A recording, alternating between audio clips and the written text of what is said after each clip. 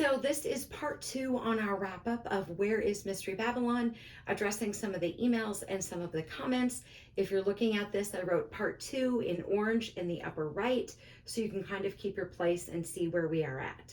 So I'm going to just get right into it here. So Exodus 20 verse 3, what is the very first commandment that God gave to us? Thou shalt have no other gods before me. Deuteronomy 5 verse 7, thou shalt have no other gods before me. So the reason that I want to share the first commandment and these other things about the abomination of desolation, Daniel 11 verse 31, Daniel 12 verse 11, Matthew 24 verse 15, Mark 13 and 14, those speak about the abomination of desolation. And what do we know will happen at the abomination of desolation?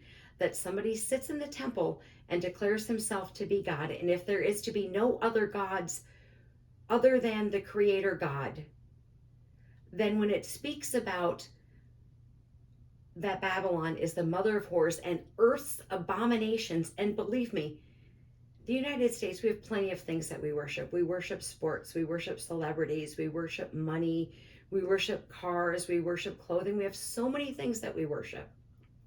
But it says she's the mother of whores and earth's abomination. She is the mother, the biggest, the largest, the multitude of multitudes, the worst of the worst of earth's abominations. Is not the very first commandment, thou shalt have no other gods before me? And is there any place that you can think of on the planet that has another God?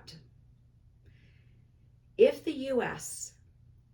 is Mystery Babylon, and we're the mother of whores and earth's abominations, where in the U.S. are we beheading believers? Where in the U.S. are we killing Christians? Where in the U.S. are we killing the Jews? These are questions you have to ask yourself, because this is what it says in Scripture.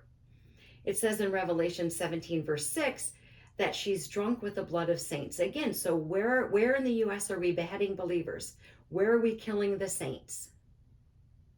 Where are we doing this? Where are we killing the Jews? Yes, I know there's a lot of anti-Semitism going on at the moment, but today, where are we doing that? So how can the U.S., for all the bad things that it has, when it says drunk with the blood of saints, that's what it says in Scripture. I haven't seen anybody in Philadelphia being beheaded for their faith.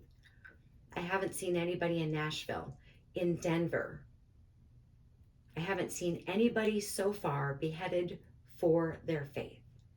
The U.S. is not a religion. Yes, we were founded on Judeo-Christian values, but we do not have a religion that we purport as this is the religion to be followed.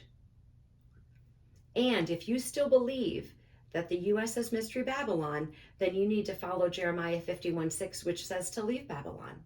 Because if that is what you believe, that is what is in the word, to leave it. So could it be that the mother of whores and earth's abominations is something else that isn't worshiping God? Could it be that it's another religion that isn't worshiping God? Come out of that. See, when you think of it like that, in those terms, then it all seems to make sense about why it's not in this part of the country. And so for me, this is just what I think. You are welcome to believe what you believe.